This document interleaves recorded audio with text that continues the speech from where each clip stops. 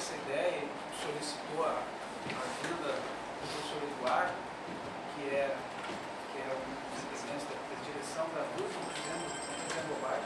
Hoje eu sou só presidente do conselho. Só presidente do conselho da nossa DURGS, mas é uma das pessoas dos nossos colegas que mais se envolveu nessa questão, se envolve desde muito tempo nas questões referentes à nossa carreira como docentes e a nossa relação profissional junto com o modelo, que é o modelo. Quero também agradecer a presença do Ricardo, do Ivan, do Delay, que passou aqui, e sem muito mais prosa, que é muito comum na fala dos diretores. Eduardo, por favor, fique à vontade. E assim, só para encerrar, dizer que a ideia era que a gente, como o livrinho, os esclarecimentos que a DURGS e o PROIFES nos encaminhou são absolutamente muito ilustrativos. A ideia que a gente teve foi que o professor Eduardo e o Ricardo, não sei exatamente como é que é organizado, fizesse uma apresentação relativamente breve, sei lá, o tempo que vão ocupar, para a gente pudesse fazer perguntas e a gente saísse daqui um pouco mais esclarecido com a questão referente fundamentalmente às nossas aposentadorias.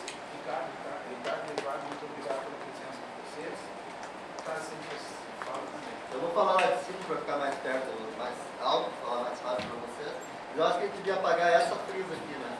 Porque aí tá, o vermelho ainda está um pouquinho ruim.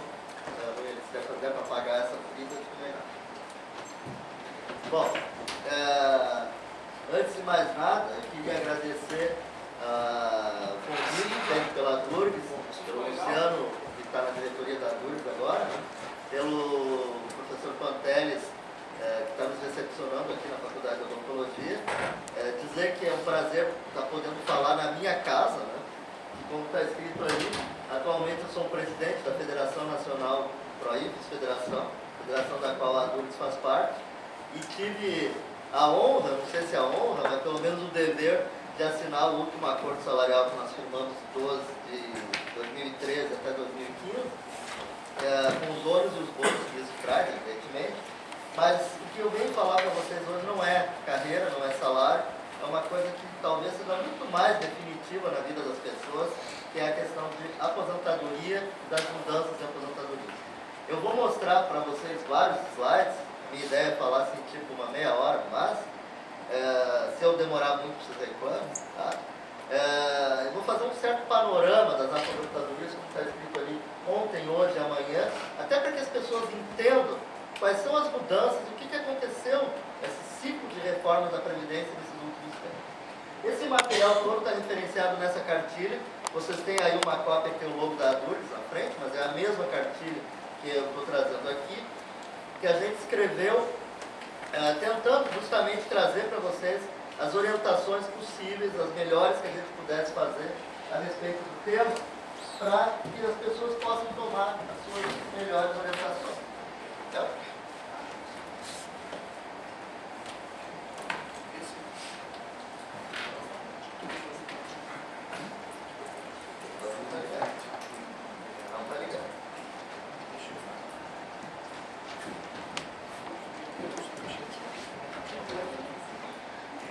tá vendo aí, Luzinho? Deve ter um volume, alguma coisa assim. Tá funcionando? Mas deixa eu falo alto.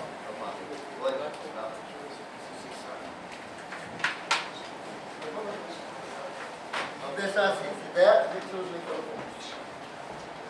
Então, nessa cartilha aqui, vocês têm alguns materiais importantes. Nessa cartilha aqui vocês têm alguns materiais, alguns textos e algumas orientações que eu acho que são importantes de ler. Principalmente para aquelas pessoas que entraram depois de 2013. E vocês vão entender o porquê de 2013 quando eu começar a explicar ali.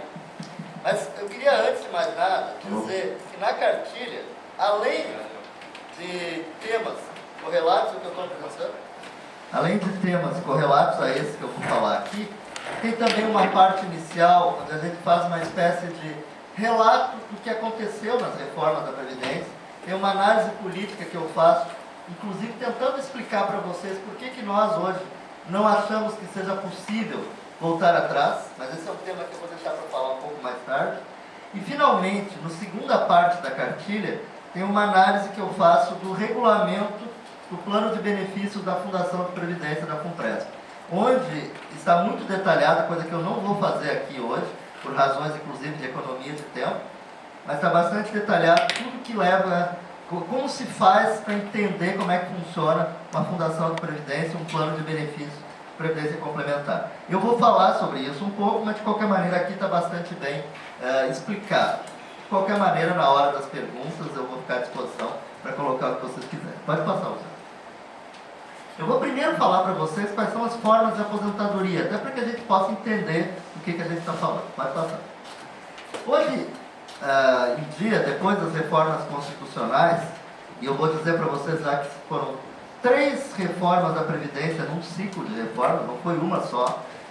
Houve a primeira, que foi em 1998, do governo Fernando Henrique Cardoso, quando a emenda 20, ela faz uma coisa muito importante para que pudesse acontecer a reforma depois, que foi, tirou os servidores públicos de um capítulo especial da Constituição que dizia, desde 1988, que nós tínhamos uma aposentadoria diferenciada dos demais trabalhadores. Sem isso, não teria sido possível a segunda reforma. Então eu caracterizo que a primeira reforma foi em 98. E lá em 98 já se definiu basicamente isso que está colocado aqui nesse slide. A segunda reforma, que é a que efetivamente vai mudar a Previdência, foi feita no governo Lula em 2003, foi a primeira reforma do governo Lula, com a emenda 41. Tem mais 2 emendas que vai aparecer aqui ao longo do slide. Eu não vou ficar muito trabalhando essa questão de tempo, mas eu diria que a terceira reforma se faz no governo Dilma, com a implantação da FUNPRESP, isso em 2012. Então, como eu disse, é um ciclo de reformas. E a primeira coisa que ela faz é transformar a aposentadoria, que no Brasil, para servidores públicos, era, muitas vezes, considerada pelo tempo de serviço. A gente ouviu falar isso, aposentadoria por tempo de serviço. Bastava que as pessoas comprovassem que trabalhavam, elas tinham direito à aposentadoria. Isso acaba com a reforma de 1998, por conta de que a partir de então, só passa a existir, das 3 modalidades que estão aqui colocadas, a melhor delas, que é a última aqui embaixo, que é a aposentadoria voluntária por tempo de contribuição. O que é isso? É voluntária, é bom, porque a pessoa chega lá e diz que quer se aposentar, que é a melhor situação. E ela é por tempo de contribuição, porque na realidade, a partir desse ciclo de reformas, muda o conceito de aposentadoria no Brasil. Os servidores públicos no Brasil, eles se aposentavam num regime que a gente dizia de repartição, no qual as pessoas não se preocupavam em saber quanto que elas pagariam para a sua aposentadoria. Elas teriam a aposentadoria garantida paga pelos mais jovens. Os mais jovens que estavam trabalhando pagavam as aposentadorias dos mais antigos. E nunca se fazia conta para saber se isso era ou não era sustentável. O que importava, e essa é uma decisão de sociedade, a sociedade brasileira decidiu que era assim. A partir de 1998 não é mais assim. E a ideia é progressivamente transformar a aposentadoria do regime de repartição num regime de capitalização, no qual a pessoa, na realidade, ela, entre outras, entre aspas, ela vai comprar a sua aposentadoria. Ou seja, só vai ser exigido para ela, vai ser exigido dela, que ela comprove o tempo de contribuição e não o tempo de serviço. O que importa agora não é mais se a pessoa estava lá, mas sim o quanto ela pagou para ter a sua aposentadoria. Isso não é novo no Brasil. O regime de previdência social no Brasil, ele começa na década de 20 do século passado, basicamente fundado no regime de capitalização, que eram os antigos institutos que a gente já ouviu falar, IAPC, IAPTEC, IAPI e outros, que tinham justamente essa ideia. A pessoa pagava, contribuía para depois receber. O Brasil mudou isso na década de 40, no governo Vargas, e isso foi o que aconteceu até 1998, no final do século XX. Os outros tipos de aposentadoria são aposentadorias que a gente não quer. E eu vou indo de baixo para cima, no grau pior das coisas. A compulsória é aquela que as pessoas, na realidade, são obrigadas a fazer, porque elas chegam aos 70 anos. Nenhum servidor público no Brasil pode se aposentar, pode continuar trabalhando depois que completa o seu 70º aniversário. Isso parece bom, não, agora a pessoa vai descansar, mas na realidade pode não ser bom em função da última coisa que está escrito ali, do tempo de contribuição. Se ele não atingir isso, isso vai trazer prejuízos sérios, eu vou falar disso depois. E finalmente a última, lá em cima, a aposentadoria por invalidez, é aquela que nós não queremos. É aquela que a pessoa tem que sair do serviço porque ela ficou doente. E isso, na realidade, tinha uma ideia de proteção social até 1998, que era a ideia de que a partir de então, a pessoa doente se aposentava e continuava recebendo como nativa. Hoje, a partir das mudanças constitucionais, isso não é necessariamente assim. Por isso que está dito ali que ele pode ser com proventos integrais, mas normalmente, a partir de então, vai ser com proventos proporcionais, o que é algo também muito complicado. Pode passar. Agora eu vou falar para vocês quais são os requisitos que qualquer pessoa, qualquer uma, que queira se aposentar a partir da reforma de 2003, precisa para poder pedir a aposentadoria voluntária. Então esses requisitos aqui são obrigatórios se alguém quiser pedir aposentadoria voluntária. Pode passar. São 5. E a pessoa tem que cumprir os 5. Não tem nenhuma alternativa de não cumprir um dos 5. Então se a pessoa for homem, e aqui eu vou falar só para o magistério superior, porque eu tenho a impressão que todos somos do magistério superior, não há ninguém do ensino básico aqui, mas se houver, o ensino básico tem que descontar 5 anos em relação aos tempos que estão lá em cima, porque é o direito de aposentadoria especial de professores do ensino fundamental, fundamental e médio, ensino básico. Mas de qualquer maneira, para nós do magistério superior, para técnicos administrativos, para qualquer servidor público, é obrigatório que se cumpra esses 5 requisitos: 60 anos de idade para o homem, 35 anos de contribuição comprovada, para a mulher são 5 anos a menos nos dois requisitos. E esses 3 últimos requisitos aqui de baixo são comuns para todos os servidores, homens e mulheres. 20 anos no serviço público, 10 na carreira e 5 no cargo. Esses 2 últimos aqui, para nós do magistério superior, não tem muita importância, porque os cargos carreira e cargo, para nós hoje é a mesma coisa. Mas, de qualquer maneira, para os demais servidores isso é muito importante. Significa o quê? Significa que uma pessoa só pode pedir aposentadoria voluntária se ela cumprir todos os 5. Não há exceção para nenhum deles. O que significa que isso pode ter problemas, eu já anuncio primeiro. Se a pessoa entrou no serviço público, homem, com 36 anos, ele não cumpre 70 anos, não chega aos 70 anos com 35 anos de contribuição. Então ele pode perder o direito à aposentadoria voluntária com proventos integrais, se for o caso. Mas vamos falar mais tarde. Pode passar. Eu agora vou explicar para vocês, e isso está bem determinado aqui na cartilha, um conceito que eu criei junto com o advogado da DURS, com o Francis Bordas, chamado de gerações de aposentados. Entre aspas, obviamente, porque não é uma questão da idade, é uma questão de entrada no serviço público. Então, a data de entrada no serviço público é que vai determinar a qual geração a pessoa pertence. E aí eu já faço a primeira consideração rápida para ir facilitando nossa compreensão.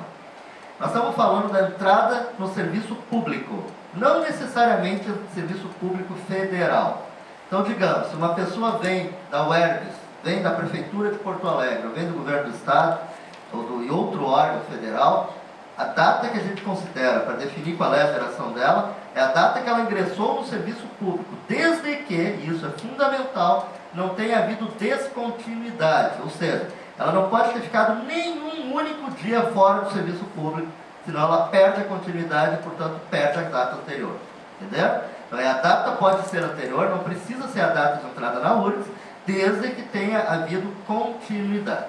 Detalhe, também está escrito na cartilha. Se for de órgão federal, qualquer outro órgão federal, universidade ou não, o governo federal reconhece isso e não tem problema. Ele define que é a data anterior. Se for de órgão estadual ou municipal, o governo federal hoje, num entendimento absolutamente equivocado da Advocacia Geral da União, ele não reconhece isso.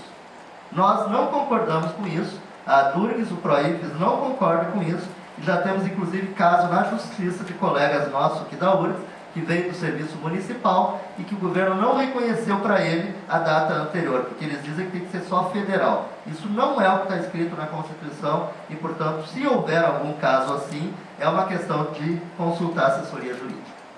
Pode passar. Posso fazer uma pergunta? E o INSS? Não, estou falando de serviço público. A verbação de... Isso é outra coisa. Isso é outra coisa. Isso a gente falar depois.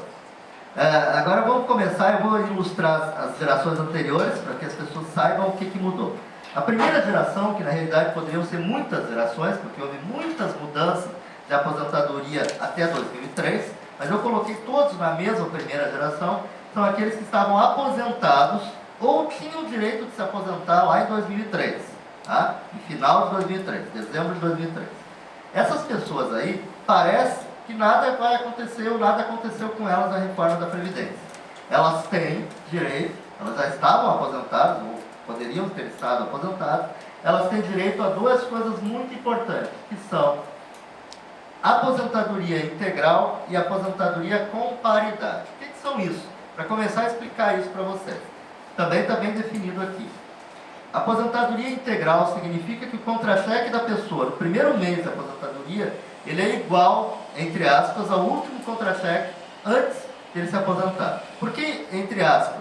Porque tem coisas que a gente perde na aposentadoria, como por exemplo auxílio alimentação, auxílio transporte, auxílio creche, essas coisas a gente não leva, insalubridade, isso a gente não leva para a aposentadoria.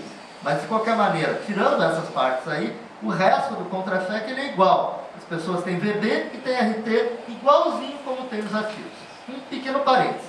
Nem sempre é assim, nem sempre foi assim, e não há garantia que seja para sempre assim. Porque RT e VB iguais, nós perdemos o serviço público de 1998 até 2008, com uma gratificação que existia, chamada gratificação de estímulo à docência, ela era diferente entre ativos e aposentados.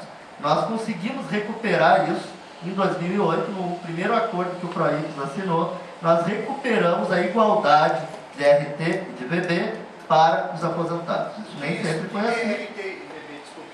VB é vencimento básico, RT é retribuição de articulação. Então, as duas rubricas que nós temos no nosso contra-cheque.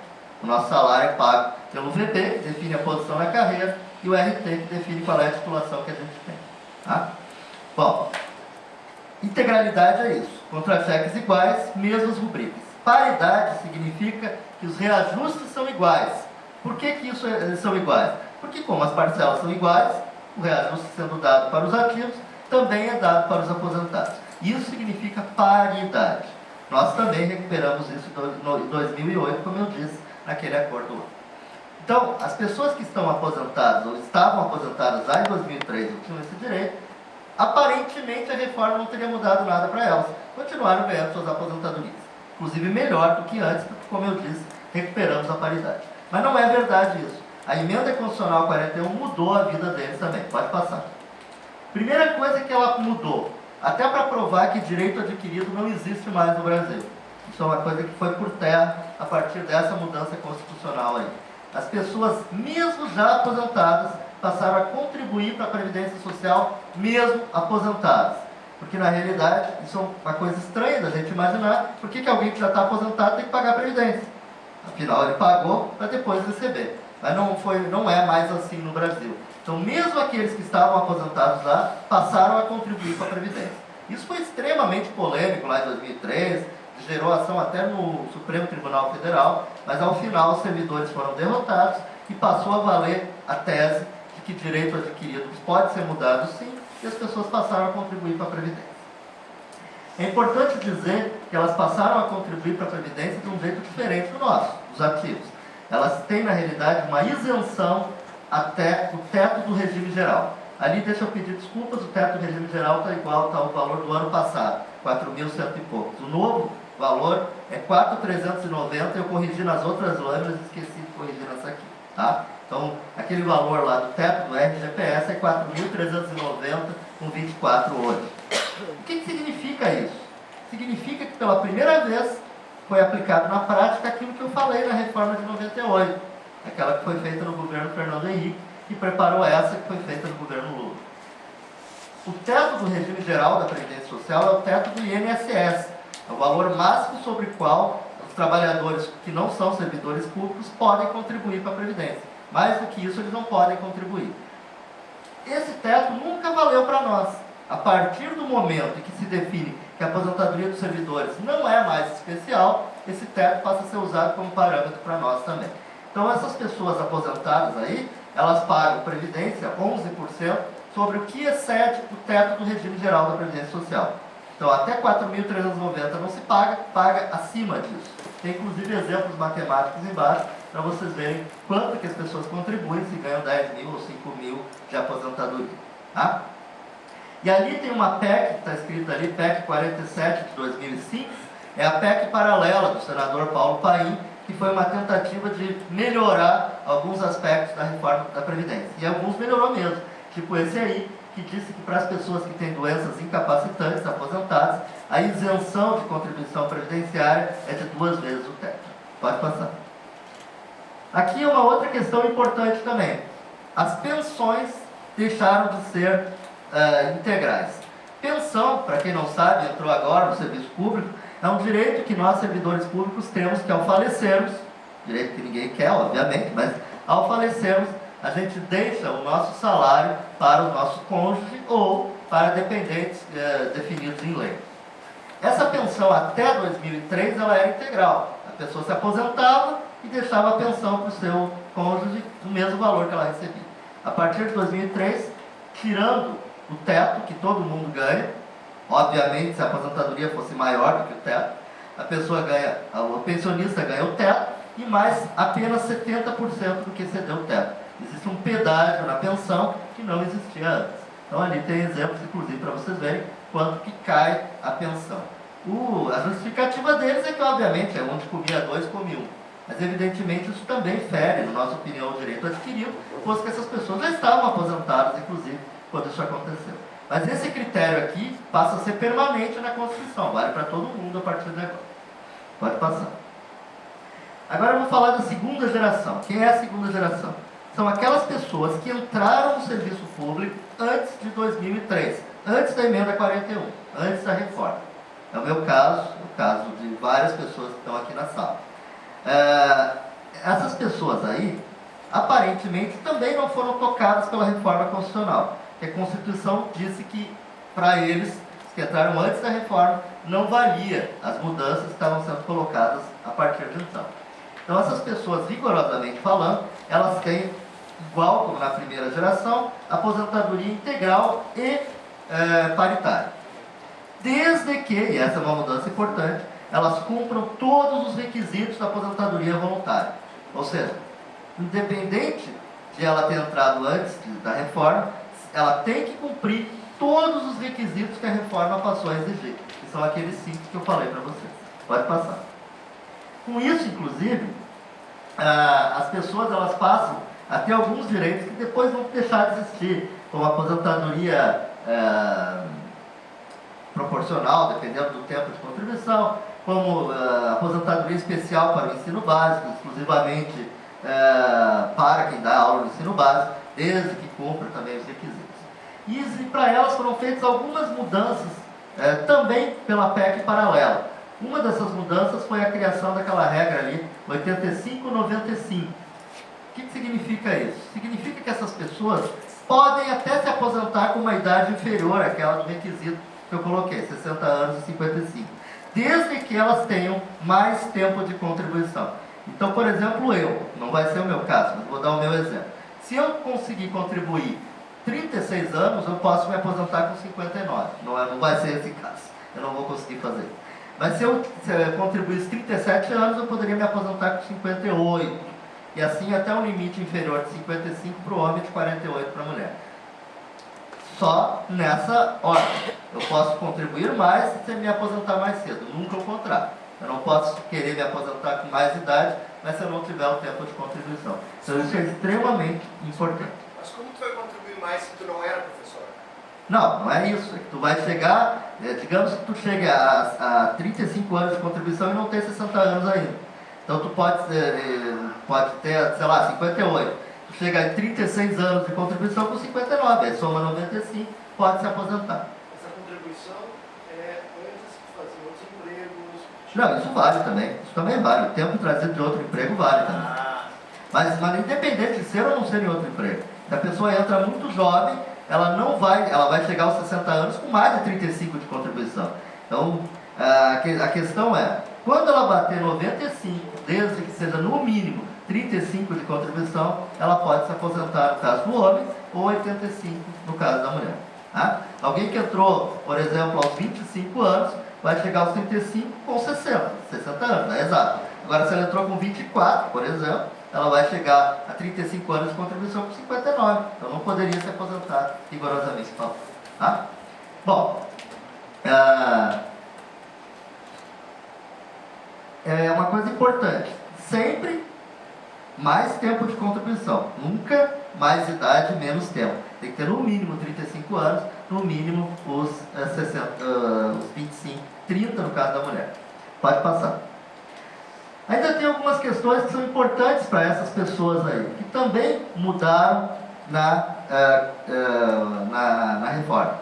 A principal questão que está aqui colocada é a aposentadoria compulsória. E esse é um problema muito sério, extremamente sério.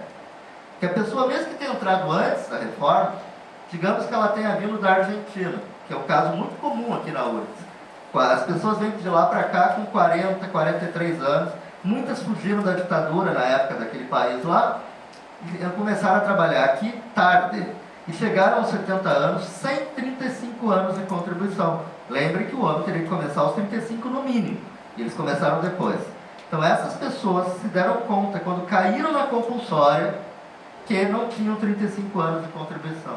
Então para elas a vida fica muito complicada. Por quê? Porque elas deixam de ser dessa geração de aposentados e a sua aposentadoria passa a ser calculada como a nova geração que eu vou falar daqui a pouquinho. E além disso tem um pedágio que nem da terceira geração tem, que é um fator de conversão que depende do tempo que ela contribuiu sobre o tempo total. Então nós temos muitos colegas aqui na URGS que se aposentaram nos últimos anos e tiveram sua aposentadoria, sua renda diminuída bastante. Eram professores titulares da URGS, hoje com salários da casa de 16 mil reais, teve gente que caiu para 5 mil reais por conta de não conseguir cumprir os requisitos da aposentadoria. Isso é um problema muito sério mesmo para quem ficou na segunda geração. E aí tem uma questão muito importante. A única emenda constitucional do bem nesse ciclo de reformas aí é aquela que está lá embaixo. Emenda Constitucional 70 de 2012.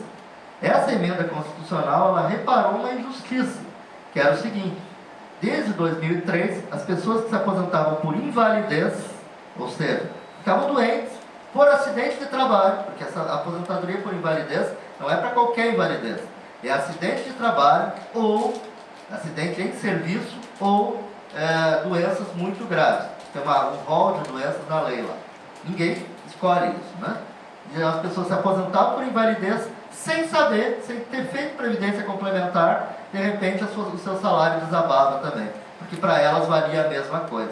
Não cumpriu o tempo de contribuição necessário, então valia esse pedágio que eu falei do tempo de contribuição sobre o tempo total, com a nova regra de cálculo que eu vou falar daqui a pouco. Então para eles também o salário desabava muito. A emenda constitucional 70, ela reparou isso, e ela diz que as pessoas que se aposentarem por invalidez, tendo entrado antes de 2003, elas têm aposentadoria integral. Tá? É isso que diz a emenda constitucional 70. Bom, pode passar. Agora sim eu vou entrar nos novos. Eu coloquei essas lâminas anteriores para vocês entenderem que as mudanças elas vão piorando as aposentadorias com o tempo.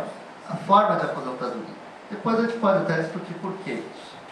Mas essa terceira geração aí são as pessoas que entraram depois da reforma, ou seja, a partir de 2004 e antes da introdução da Previdência Complementar, que é 4 de fevereiro de 2013.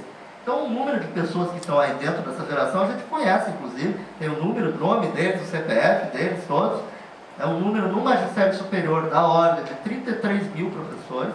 Nós somos hoje 74 mil professores ativos no magistério superior, desses 33 mil mais ou menos estão dentro dessa categoria aqui. Como 3 mil e pouco, 4 mil estão na nova, que vem depois de 2013, então nós dissemos que mais da metade dos professores universitários hoje no Brasil não tem mais aposentadoria integral e paridade. Aquela ideia de que todo mundo tem não é verdade. Mais da metade das pessoas não tem mais aposentadoria integral e paridade. Quem são essas pessoas e quais são as consequências para elas? O que fez a reforma da Previdência? Ela disse o seguinte: a partir de agora, a aposentadoria dos servidores públicos será igual aos trabalhadores da iniciativa privada. Esse será igual, eu vou colocar entre aspas porque não é verdade, ela não é igual. Mas ela é igual no conceito. Qual é? O conceito contributivo. As pessoas têm que contribuir para se aposentar. Segundo, o cálculo do valor do provento é igual ao da iniciativa privada. Só que tem uma diferença muito importante. Essas pessoas aqui, da terceira geração, elas têm uma garantia que está escrito na Constituição, que para elas não valerá o teto do regime geral da Previdência Social enquanto o governo não criar a Previdência Complementar. Então, isso só veio acontecer em 4 de fevereiro de 13, portanto, para todos que entraram entre 4 e 13, para eles não vale o teto do regime geral da Previdência Social. Na Constituição se diz assim, eles não estão submetidos ao teto do regime geral. Mas isso não significa que eles têm aposentadoria integral. Como eu disse aqui, acabou a aposentadoria integral e acabou, portanto, por consequência disso, inclusive, a paridade. Pode fazer uma Pode. pergunta? Essa 80% da melhor contribuição. Eu vou falar disso na próxima aula. Ah, mas isso é a contribuição corrigida pela inflação? Sim, eu vou falar disso. Vou mostrar. Então é o seguinte, ó. Por que acabou a paridade? Por que acabou a integralidade? Acabou porque para eles o cálculo não é mais o espelho do contra-cheque. Como eu dizia antes, o contra-cheque era igual. Mesmo RT, mesmo VB. Portanto, mesmas parcelas salariais. Para eles, vai ser feita uma média, que eu vou explicar na próxima lâmina, e essa média vai ser transformada no contra-cheque numa única rubrica chamada provento, que não guarda mais nenhuma relação com RT e com VB. Portanto, tudo que a gente discutir de aumento salarial a partir de agora, se a gente discutir apenas RT e VB, que é o que a gente normalmente faz para os ativos e para os aposentados ativos, não vale para eles aqui. E, por consequência disso, os reajustes também não serão iguais. Pode passar. Como é que se calcula o valor dos proventos, né, para aqueles que entraram depois de 2004? Na realidade, o cálculo não é só para esses, também vale para os da 4ª geração, que eu vou falar depois. A diferença é que esses, como não estão submetidos ao teto, o cálculo é o cálculo real do valor dos proventos. Pode passar. Então está ali. Os proventos vão ser calculados pela média das contribuições. A lei que define isso é aquela lei ali, e na realidade ela é uma média aritmética simples das 80% melhores contribuições. O que significa isso? Isso é uma coisa extremamente importante para as pessoas entenderem. Tem muita gente que confunde, fica dizendo, são os 80 últimos salários. Seria muito bom se fosse. São os 80 melhores. Não, são 80% melhores contribuições. Então vou fazer um exercício com vocês. Imaginem que um homem tem 455 contribuições, 13 vezes, não esqueça que a gente contribui sobre o 13º, 13 vezes 35 anos, 455 contribuições.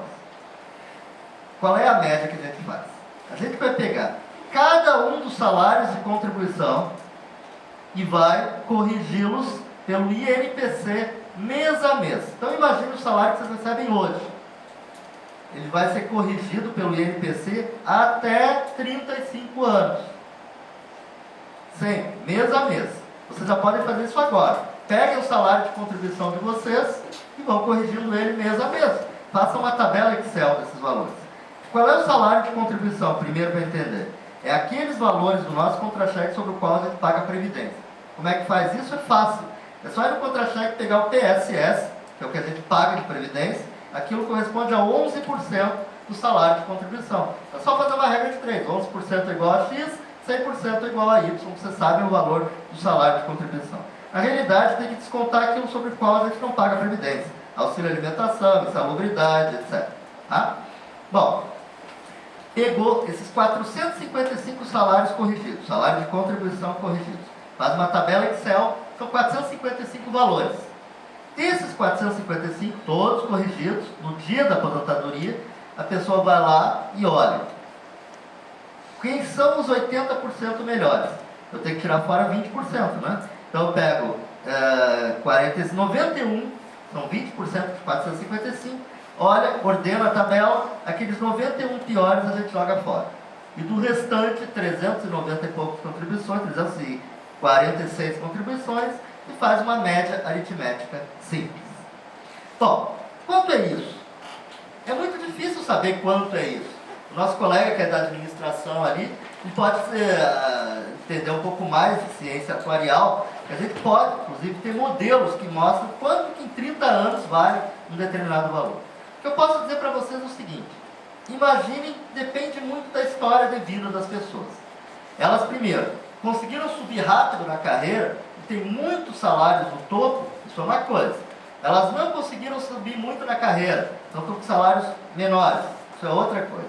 Elas trazem tempo da iniciativa privada com salário menor, isso é outra coisa também. Não esquecendo que 20 anos tem que ser cumpridos no serviço público, então só pode vir 15 da iniciativa privada. Mas se esses 15 forem ruins na média, pode atrapalhar na média também. Se vocês se aposentarem no momento em que a gente viveu há 10 anos atrás, quando a gente ficou 8 anos sem reajuste salarial no governo anterior, nos governos anteriores, no governo Fernando Henrique, a média provavelmente vai ser maior que o último salário, porque nos últimos anos ela foi menor, o salário não foi corrigido. Agora, se for num momento como agora, que a gente está recebendo reajustes reais, a média provavelmente vai ser menor que o último. Então é difícil calcular isso. Os cientistas atuariais que eu consultei, que a gente conversou, imaginam que esse valor aí vai ser algo na casa de 80% do último salário. Tá? Isso é um modelo matemático, estatístico, não dá para dizer que é, mas é algo mais ou menos isso. Então a gente imagina que essa pessoa que vai se aposentar pela terceira geração, nessa média, vai ter algo na casa de 80% do último salário. E vejam que é sem limite de teto. Significa que se a média der R$8.000, o salário é R$8.000, não é limitado aos 4.390. E como é que vai ser a regra de reajuste dessas pessoas? Porque já que não tem integralidade, não tem VB, não tem RT, como é que eles são reajustados? Eles são reajustados pela lei, e essa lei foi de 2008. Durante 4 anos as pessoas não sabiam como é que elas iam ser reajustadas. A partir de 2008 a gente sabe, e o reajuste é igual ao do reajuste do regime geral da Previdência Social. De novo, a igualdade com a Previdência da iniciativa privada. Esse reajuste é pela lei hoje o valor da inflação do ano anterior, pelo INPC. Tá? Isso é bom ou é ruim? Não sei, vamos ver? Vamos fazer um exercício aqui. Ó. Eu vou pegar de 2010 para cá, para vocês verem se eles ganharam ou perderam no reajuste. Tá? 2010, o reajuste deles, da terceira geração, dos aposentados do INSS, foi de 7,72.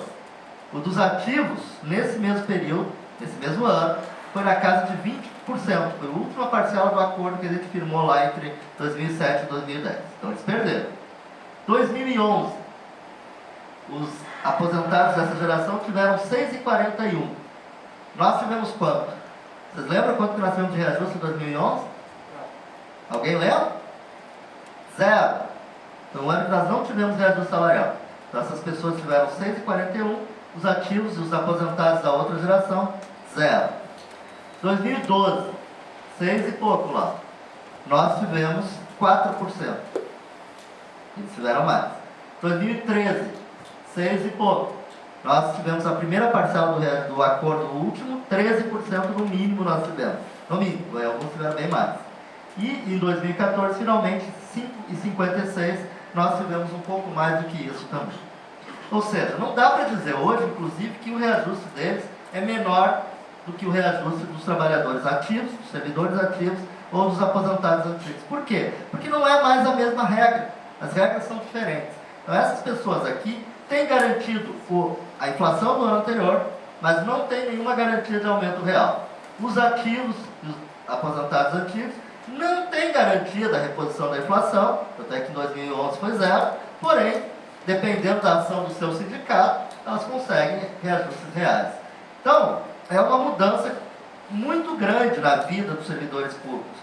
E o sindicato que não souber disso, que não tiver política para esses colegas aqui, não vai estar falando mais com a sua base. Aquele sindicato que só ficar preocupado agora com a aposentadoria dos antigos e só com o reajuste dos ativos, não vai estar falando mais para os seus colegas aposentados das novas gerações. Então, Luciano, vocês, o sindicato, os jovens dirigentes sindicais, têm que saber que o sindicato tem que começar a se preocupar também com o reajuste do INSS, que normalmente é discutido pelas centrais sindicais lá. Pode passar. Só uma pergunta aqui, não sabe, de quem está nessa terceira geração, eu sei que eu estava realmente dentro do 11, não tem nenhuma rúbrica significativa de sair no cálculo. Na aposentadoria? No cálculo. Todas saem. Só fica essa, proventos. tem nenhuma outra mais. Qual é? Isso não é metade do salário. Não, não é metade do salário. Falei, a pessoa, digamos que ela seja hoje, termina a sua carreira como titular. Ela vai ter salário de 17 e tal. Pelo cálculo atuarial, dependendo do tempo, etc., ela vai ter 80% do último contra-cheque. Não, claro, mas ao mesmo tempo, quando você faz o cálculo, só sai assim como saiu do antigo, ou segunda alimentação. Claro. Mas isso vale também para os antigos. Né? Os antigos, quando a gente faz o cálculo da integralidade, é uma integralidade entre aspas. Né? Integralidade sem os ganhos. Eu, por exemplo, vou perder R$ 1.200 em salubridade, por exemplo. Parece que ficou um vácuo ali entre as pessoas que entraram. Eu sou um cara que tem tarde na universidade. Não vou conseguir contribuir muito tempo, 15 anos de contribuição. Nunca vou chegar aos 30, só posso botar quantos de fora, então não posso me aposentar. As pessoas que contribuíram... Pode te aposentar, mas tu vai ter um pedágio em relação ao tempo de contribuição sobre o tempo total. Por isso o teu caso é um caso que tem que ser estudado à parte, e eu recomendo muito fortemente que isso seja estudado pelos advogados. O Francis, inclusive o nosso advogado, ele sempre diz, nunca se aposente sem falar com o advogado. Então tem que avaliar se vale a pena trazer o tempo de fora ou não vale. É uma coisa que tem que ser pensada no teu caso especificamente. Esse advogado, cara, esse serviço, onde eu posso ter? Daqui a pouco a Durgues divulga isso direitinho aqui. Mas é no sindicato. A Durgues, inclusive, tem agendamento lá na sede do sindicato, todas as quartas de manhã, né, Wanderlei? Acho que é isso, né? E no campus do Vale é segunda-feira de tarde, eu acho. Mas enfim, são informações que a gente pode passar depois. Isso aqui é só o texto legal, não precisa poder ler, pode passar. Agora eu vou falar da quarta geração, que é que interessa para a meninada nova que entrou agora, né? Quem é a quarta geração?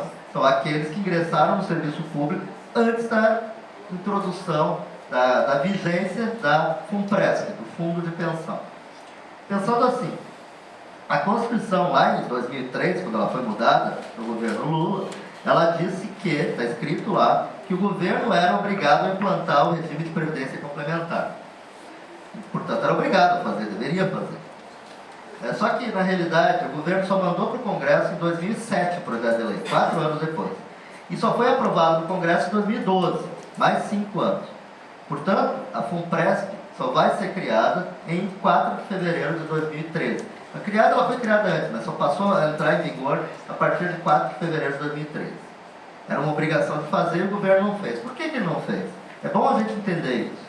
Ele não fez porque essa reforma, ela, em médio prazo, aumenta o déficit público e não diminui. Parece estranho, né? Mas pensem assim. Até então, quem paga a aposentadoria para a primeira, segunda e terceira gerações é o que se chama de regime próprio de previdência social. O que é o regime próprio? É o regime dos servidores públicos. Só que ele não existe. Ele está escrito na Constituição desde 1988. Desde 1988, o governo deveria ter criado o regime próprio dos servidores públicos. Que seria o quê? Um dinheiro que seria separado, um fundo que seria separado e que seria cuidado para pagar as aposentadorias. O governo nunca fez isso, sabe por quê? Aliás, não é nem o governo da Dilma, nem o do Lula, nem o do FHC, nem o do Collor e nem o do Sarney. Nenhum deles fez isso. Tem o Itamar no meio ainda. Por quê? Porque pela Constituição de 88, para o regime próprio, o governo deveria dar R$ 4,00 para cada real que a gente contribui. E a partir da reforma do Fernando Henrique, de 98, deveria dar R$ 2,00 para cada real que a gente contribui. Ou seja, o governo teria que sacar do Tesouro Nacional R$ 2,00 para cada real que a gente coloca, ou 4 antes, e colocar a parte, separado. Isso ele nunca fez. Então o que ele fez? Não criou. E aí como é que funciona? Funciona que ele arrecada a nossa previdência e paga a nossa aposentadoria com dinheiro do Tesouro Nacional. A partir da criação da FUNPRESP, 4 de fevereiro de 2013, o governo é obrigado por lei, e agora sim, criado o regime novo dos servidores, ele é obrigado por lei a repassar para a FUNPRESP R$ 1,00 para cada real que o servidor contribui. Portanto, o governo que não gastava nada da parte patronal dele, só pagava as aposentadorias, agora ele tem obrigado a pagar a sua parte patronal. Por isso que demorou tanto tempo.